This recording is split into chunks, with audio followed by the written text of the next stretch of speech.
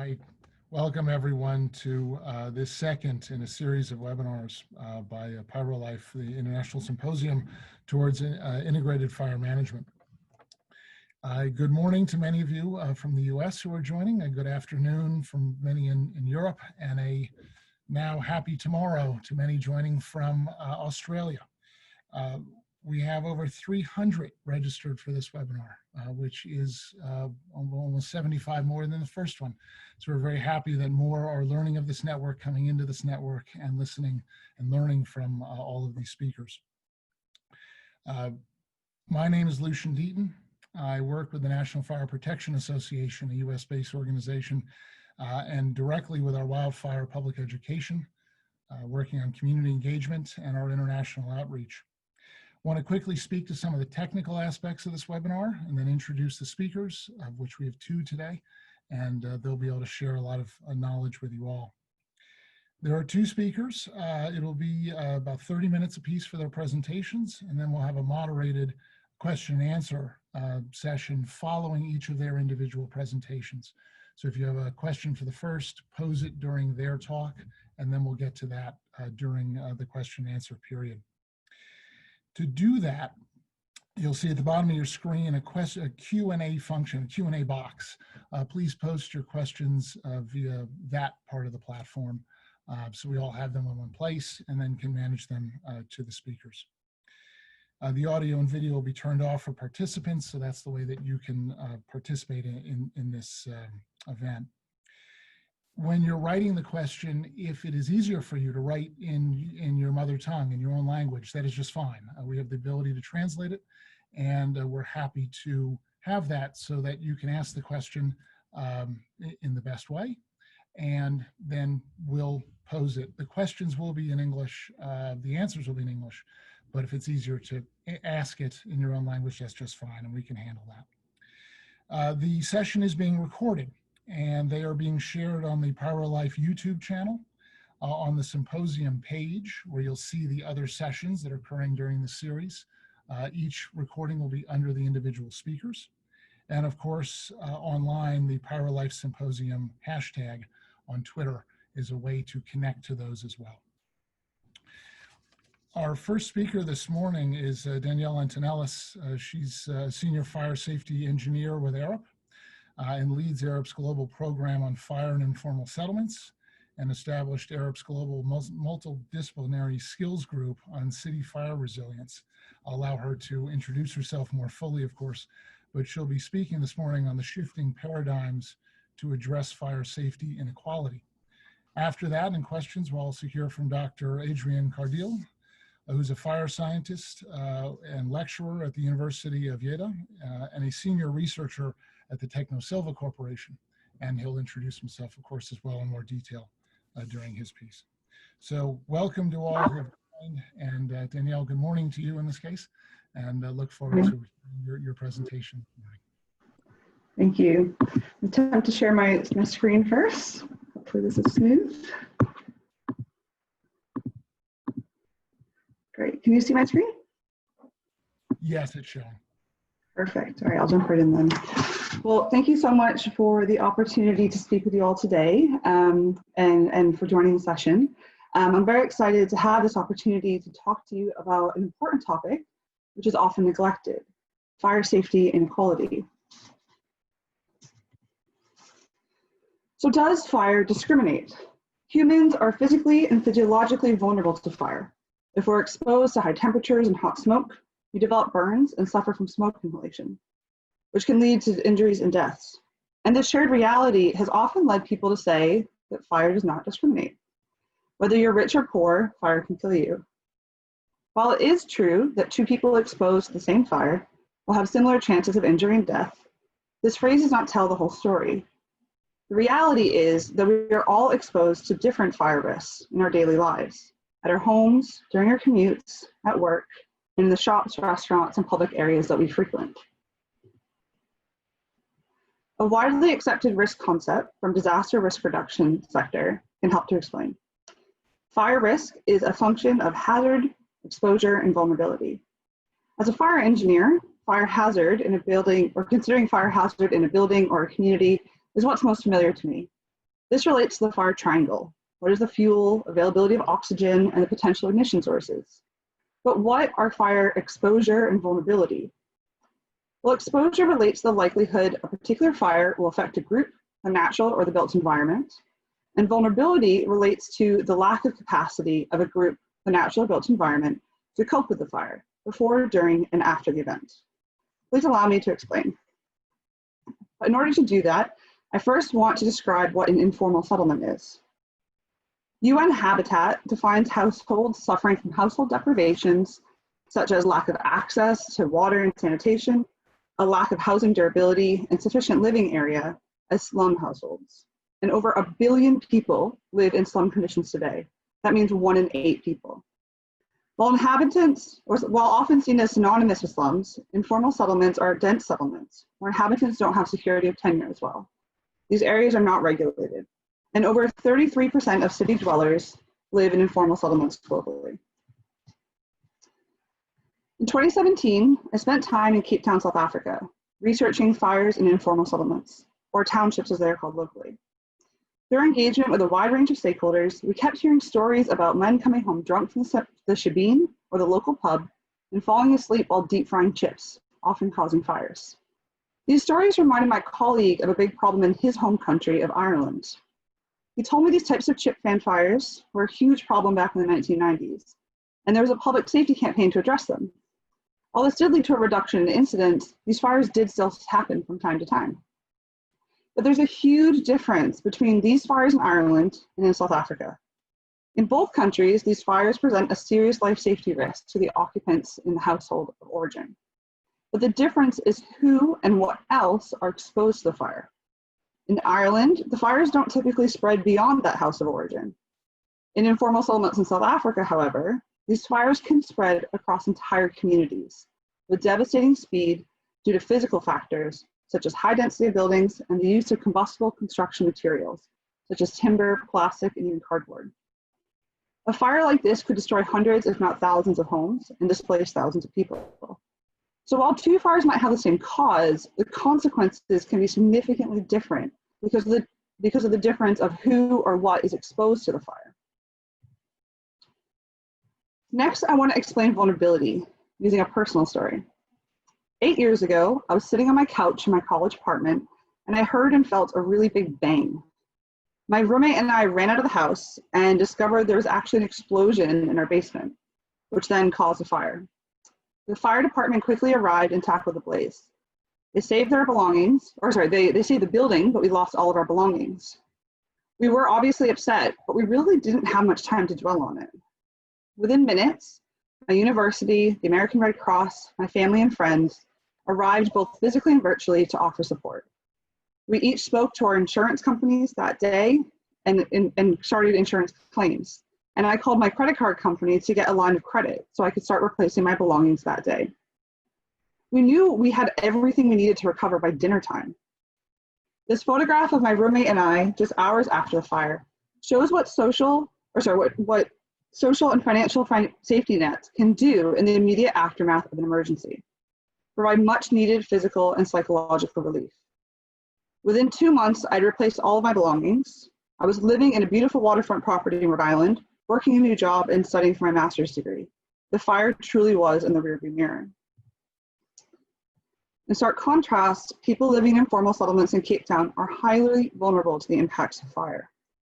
They may not be able to access critical medical treatment, and if a fire destroys their home, they will likely lose all of their belongings and assets. This can include their personal savings, as many informal dwellers don't have access to banking. They could also lose important identification documents and business documents. Livelihoods are often affected, especially for people who use their homes to create products to sell or even have local shops. If people owe money for items such as a rent-to-own refrigerator, they could be in debt following a fire. It is really not that uncommon as well for communities to be prevented from rebuilding on the same land due to political or social tension, or even ambitions for long-term building back better. Without insurance and financial security, rebuilding can be extremely difficult, if not insurmountable. Household resources that were directed to fire recovery might have originally been intended for food, education, or other critical needs, meaning these other needs may not be met now. In addition to the physical and economic damage, a fire can also cause psychological damage or leave vulnerable persons such as children, the elderly, and persons with disabilities without the relational support they need. Nothing undermines development like a disaster. Through my personal and professional experiences, I have seen how fire affects us all differently. A few years ago, I started using the phrase fire safety inequality. I define fire safety inequality as the unequal, disproportionate distribution of fire risk and fire consequences between groups of people in society or geographic areas. Fire safety inequality is caused by interrelated and often systemic issues, such as poverty, political and social marginalization, systemic and historic racism, migration, displacement, and inequalities in education, housing, employment, wealth, and representation. But while the phrase fire safety inequality might be new, the reality and the research concept are not. There has been an obvious connection between fire risk and socioeconomic status for centuries. For example, in Tokyo in the 1600s, noble persons had relatively safe houses from a fire perspective. They were built with non-combustible materials and had elaborate fire safety systems, such as this roof ornament, which has a tiger head and a carp body, and could pour water onto the roof if there was a nearby fire. In contrast, it was illegal for common people to build with non-combustible construction materials, such as plaster walls and clay tiles. Fire was seen as a tool to maintain rule. It was assumed the city would burn down every 7 years, which would then enable those in power to redistribute land and redesign the city. Of course, this all changed when a fire affected the shogun's castle. Urban planning policies and fire safety regulations were then introduced. Modern research into the connection between fire risk and socioeconomic status dates back to at least the 1970s. The primary catalyst in the US was America burning. The 1973 report authored by a presidentially appointed panel. This eventually led to the formation of the United States Fire Administration we know today. In the early years, there was seminal research which conclusively established that fire incidents vary systematically according to social and economic characteristics of residents, and secondarily by housing and neighborhood conditions. More importantly, there's been a modest uptick, or more recently I should say, there's been a modest uptick in research on the topic, largely driven by the availability of GIS software and improvements with spatial analysis. These studies reveal deeper insights into the relationships between fire risk and socioeconomic conditions. So through the rest of this presentation, I'll share 3 case studies of urban fire safety inequality from around the world. I'll share my thoughts on how we can shift paradigms to tackle fire safety inequality through our daily work and by establishing new research, knowledge sharing platforms, and most importantly, perhaps, by changing policies and practice. Given the focus of PyroLife, I believe we also need to acknowledge fire safety inequalities in wildfire contexts and establish new ways of working to address them. I really do look forward to working with you all over the next few years on this topic. And while this specific topic isn't addressed in my presentation, I'm hoping that people can offer insights during the question and answer session today from their own experiences by typing into the little window. So the first case study I want to talk about is Hong Kong. I was very lucky to call Hong Kong home a few years ago. It's truly one of my favorite places in the world. And to me, Hong Kong is all about contrasts. East meets west, big city meets nature, and unfortunately, a contrast between the rich and the poor.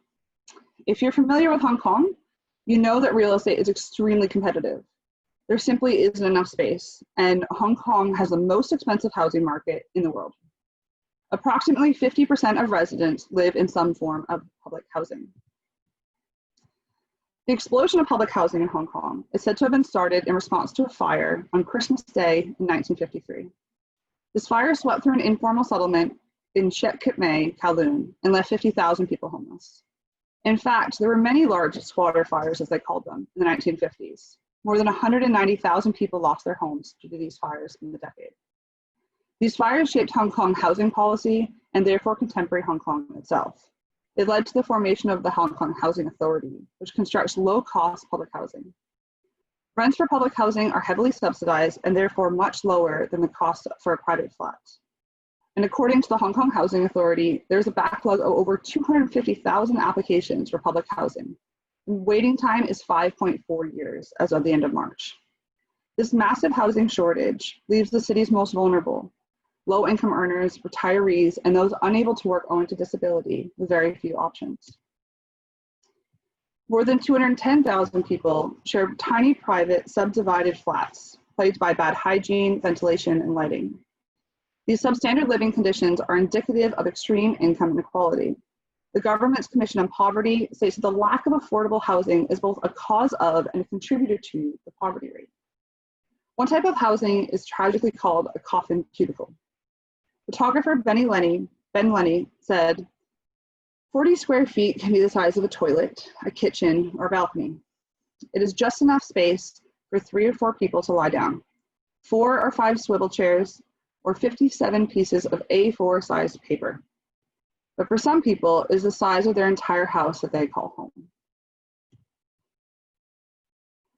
Cage homes are another common subdivided housing solution in Hong Kong. They are 15 square foot enclosures, only 2 to 3 feet tall, stacked on top of each other like bunk beds with metal air vents as shown. Both coffin cubicles and cage homes are often in high-rise buildings or even in industrial buildings. University of Hong Kong researchers found that some buildings have up to 6 times the number of people they were designed for, making these living conditions very prone to infectious diseases like COVID-19, and some structures have even been found to be loaded over capacity. Of course, these buildings have a very high fire risk. A City University of Hong Kong study stated that most of these subdivided flats do not comply with fire safety codes. Poor electrical wiring, high amounts of combustibles, sort of a very high fire load density, inadequate evacuation plans, and blocked escape routes are just some of the most pressing fire issues. The study looked at fires in 2011 and found there was a fire in one building that killed 4 people and injured 19, and another fire which spread across a market and affected 6 buildings, ultimately killing 9 people and injuring 34. While Hong Kong is facing its fair share of challenges at the moment, the housing crisis and consequential fire safety inequality remain chronic stresses in the city that need to be addressed.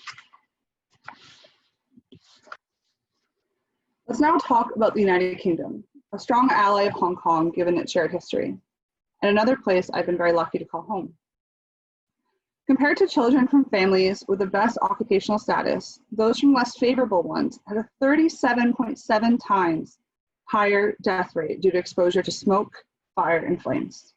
This actually means that inequality in fire-related deaths is higher than the inequalities for all other types of injuries in England and Wales, including road traffic accidents. Another study looked at the West Midlands in the UK, where the city of Birmingham is located. The map on the left shows the rate of fire in each neighborhood, expressed as a percentage of the rate of fire which would be expected if fire was spread equally throughout the region. Some areas had over 5 times this rate. The map on the right shows the distribution of employment deprivation in the region. And you can visually see the overlaps between fire safety inequality and employment deprivation. The study also uncovered a statistical correlation between fire rates and the proportion of Black, African, and Caribbean residents, indicating these minorities are disproportionately affected by fire. I don't think it's possible to talk about fire safety inequality in the UK without talking about the Grenfell Tower fire, which happened on June 14th, 2017, 3 years ago from this Sunday. This fire captured international headlines as 72 people perished and hundreds were affected by this high-rise social housing block in London, one of the world's most advanced cities. The largest fire in the UK, the deadliest fire in the UK since World War II, Grenfell showed the world that building fires are not a historic problem. Beyond the obvious consequences to life and physical health, this fire impacted psychological health for victims, their loved ones, onlookers, and the general public. Survivors lost their belongings and were displaced from their homes. Their lives were completely interrupted. There's been an environmental impact as well, with air and soil pollution being found long after the fire in the area. But the headlines mostly focus on the combustible exterior cladding, which allowed fire to spread from a 4th floor apartment up the building in minutes and ultimately to encapsulate the entire building. This fire put combustible exterior cladding top of mind for the general public, something distant fires in the Middle East and Australia had not managed to do. Its cascading consequences to the insurance industry and housing market in the United Kingdom should not be overlooked. I do want to note that I was on the Arup team for phase 1 of the public inquiry, so it wouldn't really be appropriate for me to give details on the fire. I'd refer you to the phase 1 Grenfell Tower fire report. But I do want to say that Grenfell Tower is located in the borough of Kensington and Chelsea, which has the highest income inequality of all boroughs in the United Kingdom. This map shows deprivation index for the borough based on factors such as income, employment, education, barriers to housing and services. You can see Grenfell was located in one of the most deprived neighborhoods in the borough. It is worth noting, however, that income inequality can be seen by simply crossing the street from the tower.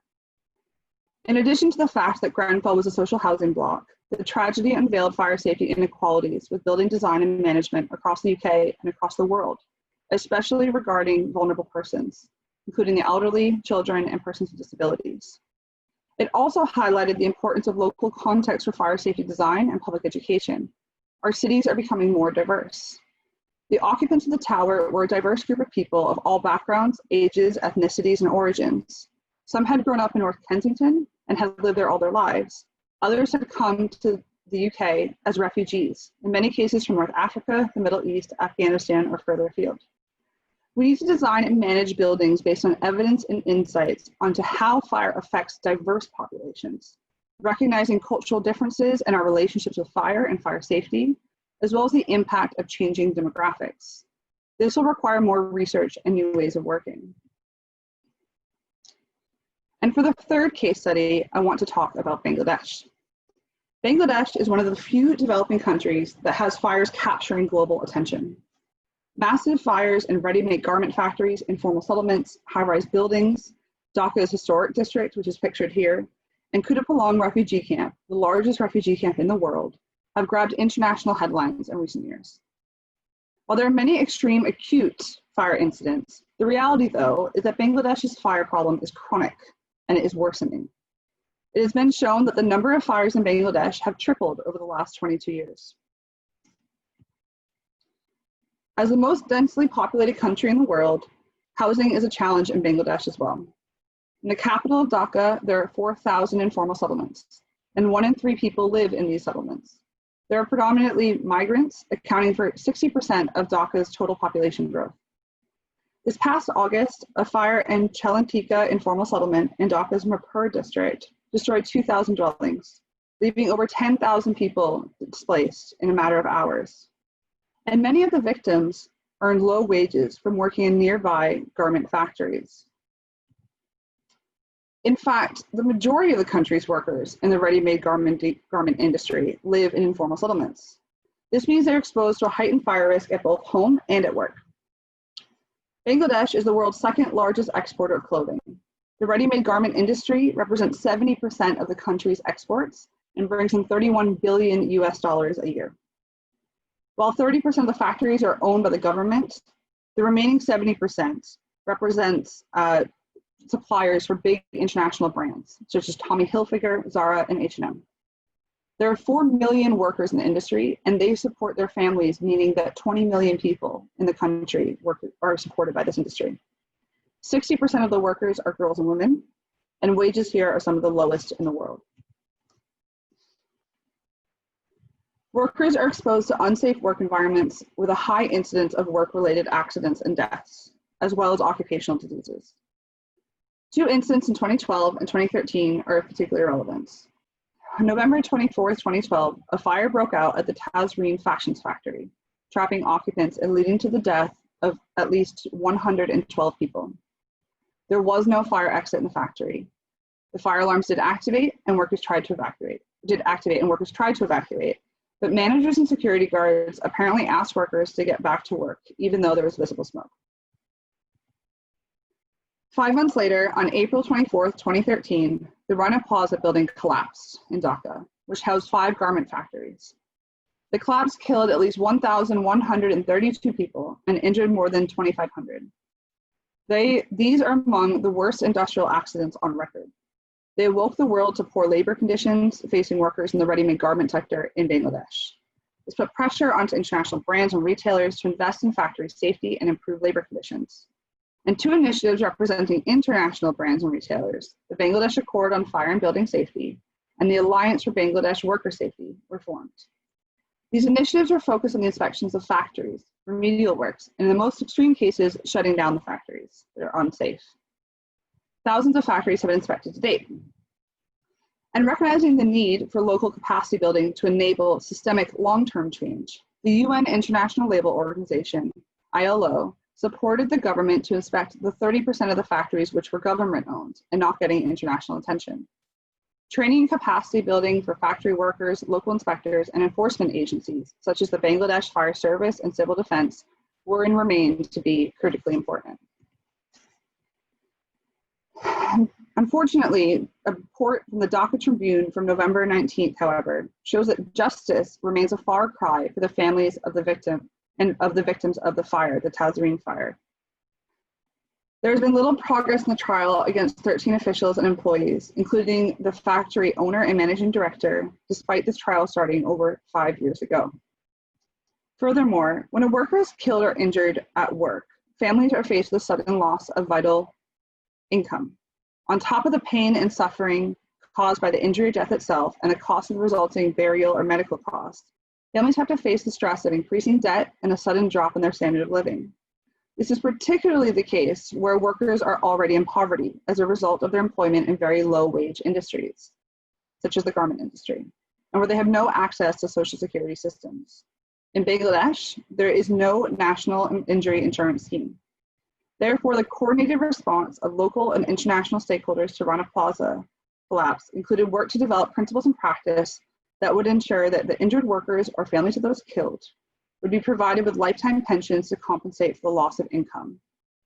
The Rana Plaza approach was seen as the first step towards national employment injury insurance. It was also applied to the Tazreen fire, although some 2019 reports indicate these victims have still not received the compensation they were promised. Despite these meaningful efforts to make factories safer, accidents do and will continue to happen, and more progress is needed to improve safety and social protection for workers in Bangladesh and across the world. I also want to take this opportunity to highlight how the coronavirus pandemic has hit poor and marginalized communities particularly hard in Bangladesh and around the world. People living in informal settlements, for example, can't maintain social distancing and often don't have access to adequate water and sanitation, meaning they can't practice good hygiene. Furthermore, the economic impacts are causing a humanitarian crisis. People don't have enough to eat and drink. Starvation is a real risk for millions and perhaps even billions globally. Daily workers aren't earning wages, and the lockdown is affecting all parts of society. For the ready-made garment industry, international buyers canceled shipment of garments orders that had already been fulfilled by the factories or created by the factories, preventing factory owners from paying their staff for work completed before the lockdown, let alone through it. The heavy reliance on international buyers, and in some cases, the apparent negligence of those buyers to follow through on purchasing commitments, has led millions to suffer. There are many lessons to learn from the ongoing pandemic about safety of complex systems, which we can apply to fire safety in general, and particularly to fire safety inequality. Globally, fire deaths have been decreasing, though, over the past few decades. This map shows this trend between 1990 and 2017. The darker shading represents high fire death rates. So I'll play it now. You can see that most countries had a reduction in fire death rates. This is obviously very good news. However, we do need to be cognizant of what this map isn't showing. It doesn't tell us how different groups or smaller geographic areas are affected by fire, which may have increasing fire risk in many parts of the world. The reality is a lot more messy and incomplete than this map. I believe diving into this complexity will enable us to create paradigm shifts in fire safety. We can leverage GIS-based platforms to carry out spatial analysis on available fire, physical, environmental, social, political, and economic data, for example. This could help us better understand fire risk as well as the systemic factors that lead to differences in fire risk. But an obvious challenge is lack of data, and a lack of reliability and the consistency in the data that we do have. More complete and consistent data sets are needed, and we should be advocating for them. But there is also a lot of work that we can do with the current data, and we can use approaches that are less data-driven. So we shouldn't be paralyzed in inaction because of the lack of data in some parts of the world. Okay, so now that we better understand fire safety inequality, how can we work together to address it? Perhaps this is obvious, but we can research it more intentionally, or we can integrate it into other research programs. More research is needed to better understand what fire safety inequality looks like in the communities where we work. Who was exposed? Who was vulnerable? What are the root causes and the political, economic, and social dynamics preventing it from being addressed? And who has capacity to improve fire safety at the household level, community, city? Who can we work with to actually try to address this directly? We also need to improve regulations, policies, and practice. One of the key challenges in reducing fire risk is its somewhat invisible and decentralized nature. I've often heard the phrase, fire is everybody's problem, and therefore it is nobody's problem. We need to engage with a wide range of stakeholders in government, academia, private industry, non-governmental sector, and the general public. By understanding fire risk, by understanding local risk factors, including stakeholders' vulnerabilities and capacities to address fire risk, more inclusive regulations, policies, and practices can be developed and implemented. Along the same lines, resilience-based approaches can help us to think beyond the immediate life safety impacts to fire. Planning for recovery to minimize disruption and prevent fire from exacerbating socioeconomic inequalities. By engaging in wider dialogue on resilience, sustainable development, and climate change, we can advocate for investments in fire safety and resilience, and learn from approaches used to address other hazards and the safety of complex systems generally. An important aspect of resilience-based approaches is that fire is considered as one of the many shocks or stresses a group or community faces. This means competing needs and risks can be understood and addressed holistically. Catalina did a beautiful job making the case for diversity last week, which I won't repeat, so thank you for that. But to me, the essence is that we need diverse perspectives to solve our world's biggest problems. This means not only diversity in terms of demographics, but also in backgrounds, experiences, and ways of thinking. We also need to focus on educating the public, amplifying citizen voices, and supporting local action. Finally, I don't like to end presentations with conclusions. I'm hoping this is the start of a much wider conversation. So my question to you instead is, how do you address fire safety and equality in your work?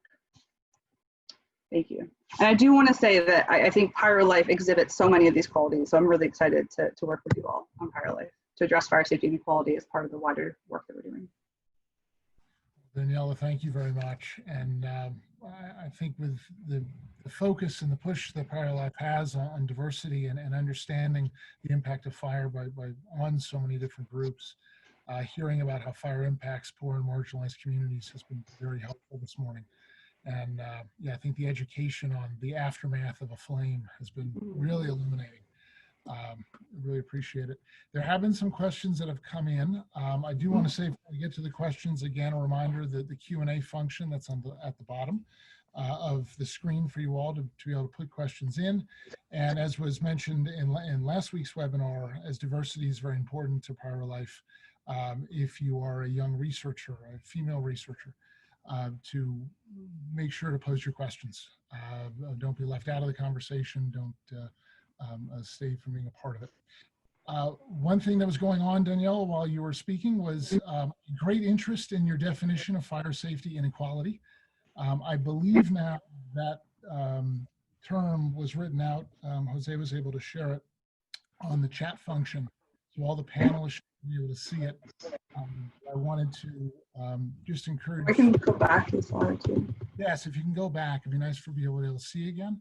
And then if you have anything else you want to share on that, especially, I like how it speaks both about the risk that a lot of those communities face and then the impacts that it has.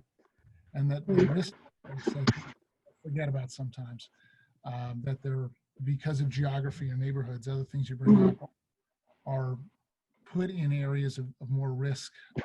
And how should researchers think about that? What do you think's missing sometimes when people look at that? I mean, I think that could be a 3-hour conversation, to be honest. But but I mean, I think like I haven't found through my work that this topic comes up very directly through projects that I work at, for example, as a fire safety engineer. I think there's a trend where we talk about vulnerable persons, but when we tend to focus on building scale issues in the fire engineering field. Now, obviously, PyroLife is focusing on much wider kind of geographic areas of cities and giant regions and countries. So when we start to look at those different scales, I think fire safety inequality looks very different, but there's common threads through them. So like a vulnerable person in a building fire might also be vulnerable in a wildfire. And there are kind of things that we can do for individuals, such as understanding in a building what is their personal evacuation plan. In a wildfire context, I mean, Lucian, you could speak much better to this than I could, but making sure that neighborhoods and even the fire services knows who's vulnerable and make sure that there's plans in place to try to support them. But fire safety inequality is in many ways rooted to systemic issues as well. So I think we need to dig deeper in a lot of cases and try to understand why are certain areas or groups of people disproportionately affected by fire. I mean, there's certainly the top-down statistical analysis, and I think we need more of that. So we need to understand the differences between groups and areas better. But we also need to understand it from the bottom up. We need to engage the more social scientists. We need to kind of combine social science and engineering and science and try to understand what are the kind of the drivers that that can be seen in data, and then things that can't be seen in data. What are the qualitative metrics, the thick data, as I think someone said at the NFPA conference last year. So I think it requires probably the quick answer to that question. Yeah, if anyone's interested, I can share lots of examples of different programs where they have done that well. Time in this presentation to go into that. This doesn't sound too negative of a presentation. I actually think there's a lot we can learn from. Certainly there's some programs in South Carolina that Rita Fahey from NFPA shared with me that are really insightful, and many others around the world. So if anyone's interested, I can share some of that as well. Very good. Yeah, and I should say that in the time we have, we may not be able to get to all the questions that are coming in, but many of them will become blogs and other chat functions on the PyroLife website after, so we appreciate all the interest. Next one quickly from Pooja asked, it's very interesting about smoke, about lingering effect. She says, is a brief exposure, say for a few hours, dangerous? Or is it smoke that is really a concern if it lingers for days? How does distance affect risk? I think that scope of the risk. So I definitely don't have a quantitative answer to that question. But qualitatively, I think there's a very strong relationship between exposure to smoke and health consequences, like long-term health consequences. So, certainly communities that are affected by wildfire smoke, and whether that's a high concentration for a short period of time, or frequently are affected by smaller exposures, that can have an impact. Especially when we have the built environment being affected, and we have toxic materials being burned. Another thing that pops into my mind is thinking about indoor air quality in informal settlements. So many people use open cooking and lighting sources, kerosene. I see people, in India recently, I saw people using plastic to start fires. So the indoor air quality can be quite bad inside these dwellings. I certainly struggle when I'm in them. Sometimes like my eyes will water and I start coughing, and I'm always trying to kind of suppress that feeling because I don't want to offend anyone's home that I'm in. But there's a lot of information out there about air quality from cooking in particular that I think we can learn from to understand longer exposure. But certainly, a fire lens, an uncontrolled fire lens is something that I think has been researched, but it's not my kind of area of expertise, and I'd like to learn more about it. Good. There's a question from Zach dealing with Grenfell inquiry. So of what you can answer for it. He was saying, wondering what you will think about recent calls for the Grenfell inquiry in terms of reference to be extended to consider the role of social and racial inequality. Do you think this is, or even a separate inquiry along the lines of recent government COVID-19 or beneficial? Sorry, Lucian, you cut out a little bit at the end for me. What was the last part? Do you think a separate inquiry started along the lines of the recent UK government COVID-19 BAME report would be beneficial? I think he's looking at how are the inquiries done? Is there a better way to do them? Are things missing in that process? So I feel like a politician, but I'm going to avoid that question a little bit. I just don't think it's appropriate for me to comment on the inquiry in particular. But I do think as a kind of industry or research sector that we need to do more work to understand the relationship between fire and racism as well, and racial inequalities. One kind of case study I was considering to use in this presentation, but I just didn't have enough kind of time or really evidence to get into it yet, was to look in the US actually, where, you know, we have a history of, well, I think it was back in the 1930s, the federal government had a program looking at something they called redlining. So it's where mortgage lenders were trying to manage their risk to kind of giving loans for housing purchases. And they actually redlined different neighborhoods in cities across America based on the distribution of ethnic and racial groups. So what this really was spatial segregation using mortgages as the kind of vehicle. And that was redlining kind of guidance for mortgage lenders that didn't really go away until the 1968 Fair Housing Act. And there's many studies that show that those kind of lines still exist in society. I'd really like to do some research to understand how the redlining relates to income inequality and distribution of different ethnic and racial minorities today, and then how that relates to fire risk. So I know that's a bit of a roundabout answer to the question, but I think in principle, we need to better understand this. And certainly, you know, right now is a particular moment to be focusing on this and trying to have that conversation. Very good, and certainly we'll follow up with Zach, because forgive me because I may have mangled the question a bit, but I think your answers certainly cover the pieces, and we'll follow up and discuss that more. It's certainly a very big area. This question from Pooja again, but it covers a lot of what the ESRs and PyroLife are looking at, and I think your answer.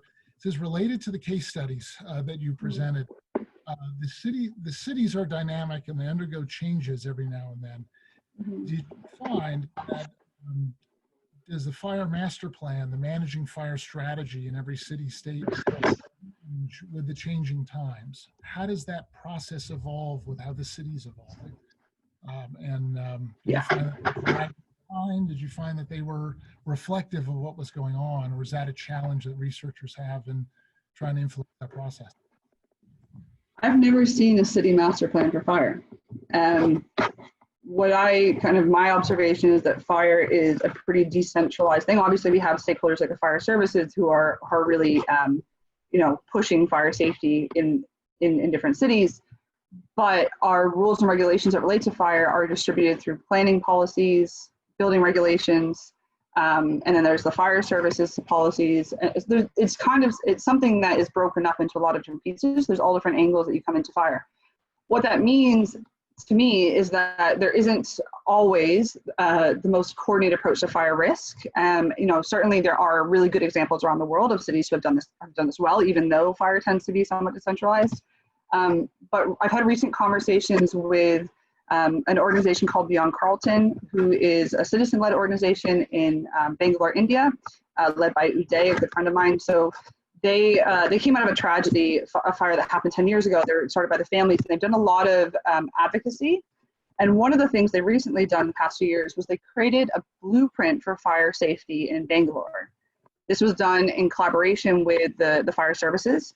And they were looking across the city and saying, okay, what kind of less traditional ways could we improve fire or reduce fire risk in our city? How can we integrate the different things that are happening, and really try to kind of set out a vision for fire safety or fire resilience? As you know, to me, I think we really need to move beyond fire safety to fire resilience. And they're really, I think they're pushing some really exciting boundaries with fire risk that I haven't seen in other parts of the world as much. So yeah, I think there's more kind of coordinated efforts needed around fire risk and integrating that into the broader kind of resilience, urban resilience conversations and sustainable development initiatives that cities are signing up to is a really good way to do that. We need to make sure that fire has kind of a seat at the table. I find often, even within my own company, we have a lot of projects going on that seem unrelated to fire. We don't necessarily get involved. And then I come in or my colleagues come in later and go, well, why didn't you call us? We really need to be advocating for fire safety to be addressed in these kind of holistic strategies cities are doing. Well, let me ask this one question last, and if you can answer it quite quickly, because we want to move on to Adrienne here. But had asked, you mentioned the need for inclusive regulations, policy. Do you think that wildfire safety, injustice, is caused by a failure of policies and governance? Do you know about cases that could serve as a best or bad practice regarding governance? You have a minute. I kind of just want to ask you this question, Lucian. I genuinely think you're better positioned to answer this than I am. I mean, to be honest, I'm relatively new to the wildfire space. I certainly am thinking about, beyond buildings, thinking about large scale fire challenges. But a lot of what I'm learning about wildfire and fire safety and equality about wildfire is actually through this network. So I know this is a bad answer, but I kind of am hoping that we can answer that question in the next few years. And I'm hoping that people that are on this call can maybe help me better understand what that looks like in different parts of the world.